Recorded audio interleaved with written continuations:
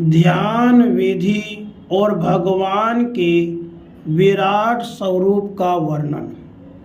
श्री सुखदेव जी ने कहा, परीक्षित, तुम्हारा लोक हित के लिए किया हुआ यह प्रश्न बहुत ही उत्तम है। मनुष्यों के लिए जितनी भी बातें सुनने, स्मरण करने या कीर्तन करने की है, उन सब में यह श्रेष्ठ है। आत्मज्ञानी महापुरुष ऐसे प्रश्न का बड़ा आदर करते हैं।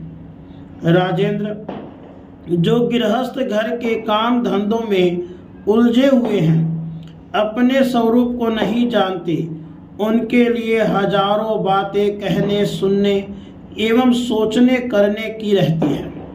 उनकी सारी उम्र यूं ही बीत जाती है। उनकी रात नींद या स्त्री प्रसंग से करती है और दिन धन की हाय हाय और कुटुंबियों के भरण पोषण में समाप्त हो जाता है। संसार में जिन्हें अपना अत्यंत घनिष्ठ संबंधी कहा जाता है, वे शरीर, पुत्र, स्त्री आदि कुछ नहीं है, असत है। परंतु जीव उनके मुंह में ऐसा पागल सा हो जाता है कि रात दिन उनको मृत्यु ग्रास होते देखकर भी चेतता नहीं। इसलिए परीक्षित, जो अभय पद को प्राप्त करना चाहता है, उसे तो सर्वात्मा सर्वशक्तिमान भगवान श्री कृष्ण की ही लीलाओं का श्रवण, कीर्तन और स्मरण करना चाहिए। मनुष्य जन्म का यही इतना ही लाभ है कि चाहे जैसे हो, ज्ञान से, भक्ति से अथवा अपने धर्म की निष्ठा से जीवन को ऐसा बना लिया जाए कि मृत्यु के समय भगवान की स्मृति अवश्य बनी रहे। परीक्षित, जो निर्गुण स्वरूप में स्थित है एवं विधि निषेध की मर्यादा को लांघ चुके हैं, वे बड़े बड़े ऋषि मुनि भी प्रायः भगवान के अनंत कल्याण में गुण गणों के वर्णन में रमे रहते हैं। द्वापर के अंत में इस भगवत रूप अथवा वेद तुल्य श्रीमद् भागवत नाम के महापुराण का अपने पिता श्री कृष्ण देवपायन से मैंने अध्ययन किया था। राजर्षि, मेरी निर्गुण स्वरूप परमात्मा में पूर्ण निष्ठा है, फिर भी भगवान श्री कृष्ण की मधुर लीलाओं ने बलात् मेरे हृदय को अपनी ओर आकर्षित कर लिया। यही कारण है कि मैंने इस पुराण का अध्ययन किया। तुम भगवान के परम भक्त हो, इसलिए तुम्हें भी मैं इसे सुनाऊंगा। जो इसके प्रति श्रद्धा रखते हैं, इनकी शुद्ध चित्तवृत्ति भगवान श्री कृष्ण के चरणों में अनन्य प्रेम के साथ बहुत शीघ्र लग जाती है। जो लोग लोक और परलोक की किसी भी वस्तु की इच्छा रखते हैं या इसके विपरीत संसार में दुख का अनुभव करके जो उससे विरक्त हो गए हैं और निर्भय मोक्ष पद को प्राप्त करना चाहते हैं, उन साधकों के लिए तथा योग संपन्न सिद्ध ज्ञानियों के लिए भी समस्त शास्त्रों का यही निर्णय है कि भगवान के नामों का संकीर्तन करें। अपने कल्याण साधन की ओर से असावधान रहने वाले पुरुष की वर्षों लंबी आयु भी अनजान में व्यर्थ ही बीत जाती है। उससे क्या लाभ?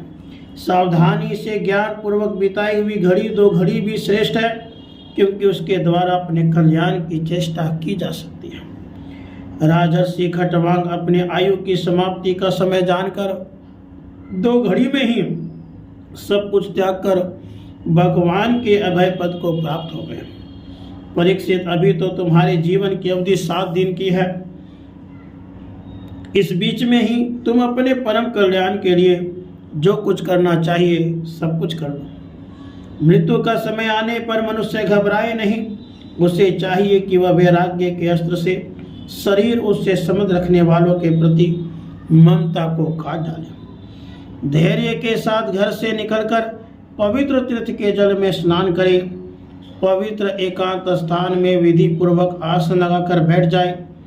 उसके बाद परम पवित्र अ, उ, म इन तीनों मात्राओं से युक्त वर्णों का मन ही मन जप करें। प्राण वायु को वश में करके मन का दमन करें। एक क्षण के लिए भी प्रणव को न भूलें। बुद्धि की सहायता से मन के द्वारा इंद्रियों को उनके विषयों से हटा लें। कर्म की वासनाओं से चंचल हुए मन को विचार के द्वारा रोककर भगवान के मंगलमय रूप में लगाएं। स्थिर चित्त से भगवान के श्री विग्रह में से किसी एक अंग का ध्यान करें। इस प्रकार एक एक अंग का ध्यान करते करते विषय वासना से रहित मन को पूर्ण रूप से भगवान में ऐसा तल्लीन कर दे कि फिर और किसी विषय का चिंतन न हो। वही भगवान विष्णु का परम पद है जिसे प्राप्त करके मन भगवत प्रेम रूप आनंद से भर जाता है। यदि भगवान का ध्यान करते समय मन रजोगुण से विक्षिप्त या तमोगुण से मूढ़ हो जाए तो घबराए नहीं। धैर्य के साथ योग धारणा के द्वारा उसे वश में करना चाहिए, क्योंकि धारणा उक्त दोनों दोषों को मिटा देती है। धारणा स्थित हो जाने पर ध्यान में जब योगी अपने परम मंगल में आश्रय भगवान को देखता है तब उसे तुरंत ही भक्ति योग की प्राप्ति हो जाती है। परीक्षित ने पूछा, ब्राह्मण, धारणा किस साधन से किस वस्तु में किस प्रकार की जाती है और उसका क्या स्वरूप माना गया है जो शीघ्र ही मनुष्यों के मन का मैल मिटा देती है? श्री सुखदेव ने कहा, परीक्षित, आसन, श्वास, आसक्ति और इंद्रियों पे विजय प्राप्त करके फिर बुद्धि के द्वारा मन को भगवान के सतुर रूप में लगाना चाहिए। यह कार्य रूप संपूर्ण विश्व जो कुछ कभी था, है या होगा, सबका सब जिसमें दिख पड़ता है वही भगवान का सतुर से सतुर और विराट शरीर है।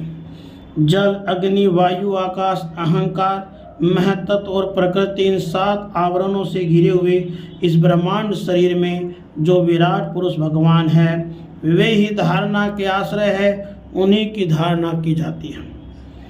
तत्वज्ञ पुरुष उनका इस प्रकार वर्णन करते हैं, पाताल विराट पुरुष के तलवे हैं, उनकी एड़ियाँ और पंजे रसातल हैं, दोनों गुल्फ एड़ी के ऊपर की गांठें महातल हैं, उनके पैर के पिंडे तलातल हैं। विश्व मूर्ति भगवान के दोनों घुटने सूतल हैं, जांघें वीतल और अतल हैं, पेड़ू भूतल है और परीक्षित उनके नाभि रूप सरोवर को ही आकाश कहते हैं। आदि पुरुष परमात्मा की छाती को स्वर्गलोक, गले को महरलोक, मुख को जललोक और ललाट को तपोलोक कहते हैं। उन सहस्र सिर वाले भगवान का मस्तक समूह ही सत्यलोक है। इंद्र आदि देवता उनकी भुजाएं हैं, दिशाएं कान और शब्द श्रवण इंद्रिय हैं। दोनों स्वनी कुमार उनकी नासिका के चित्र हैं, गंध घ्राण इंद्रिय है और धधकती हुई आग उनका मुख है। भगवान विष्णु के नेत्र अंतरिक्ष है, उनमें देखने की शक्ति सूर्य है, दोनों पल के रात और दिन है। उनका भ्रू विलास ब्रह्मलोक है, तालु जल है और जिह्वा रस है। वेदों को भगवान का ब्रह्मरंध्र कहते हैं और यम को डाढ़े। सब प्रकार के स्नेह दांत है, उनकी जगन मोहिनी माया उनकी मुस्कान है। यह अनंत सृष्टि उसी माया का कटाक्ष विक्षेप है। लज्जा ऊपर का होठ और लोभ नीचे का होठ है, धर्म स्तन और अधर्म पीठ है। प्रजापति उनके मूत्र इंद्रिय हैं, मित्रा वरुण अंडकोश है, समुद्र कोक है और बड़े बड़े पर्वत उनकी हड्डियां हैं। राजन, विश्व मूर्ति विराट पुरुषों की नाड़ियां नदियां हैं, वृक्ष रोम है, परम प्रबल वायु श्वास है, काल उनकी चाल है और गुणों का चक्कर चलाते रहना ही उनका कर्म है। परीक्षित, बादलों को उनके केस मानते हैं, संध्या उन अनंत का वस्त्र है।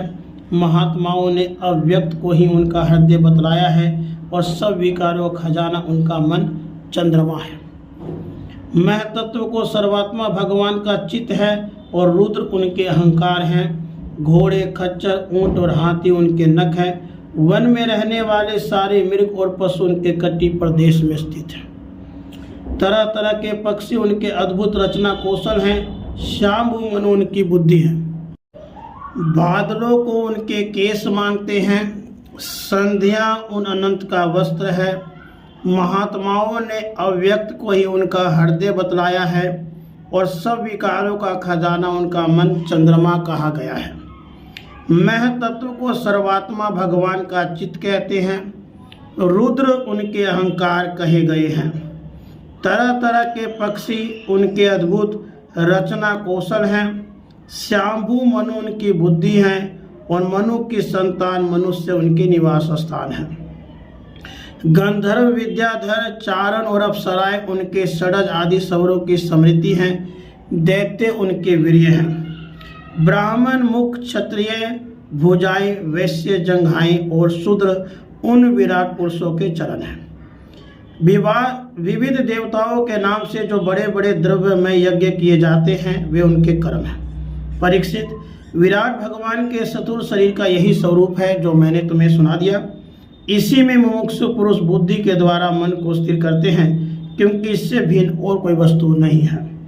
जैसे स्वप्न देखने वाला स्वप्न अवस्था में अपने आप को ही अलग अलग पदार्थों के रूप में देखता है, वैसे ही सबकी बुद्धि वृत्तियों के द्वारा सब कुछ अनुभव करने वाला सर्वांतर्यामी परमात्मा भी एक ही है।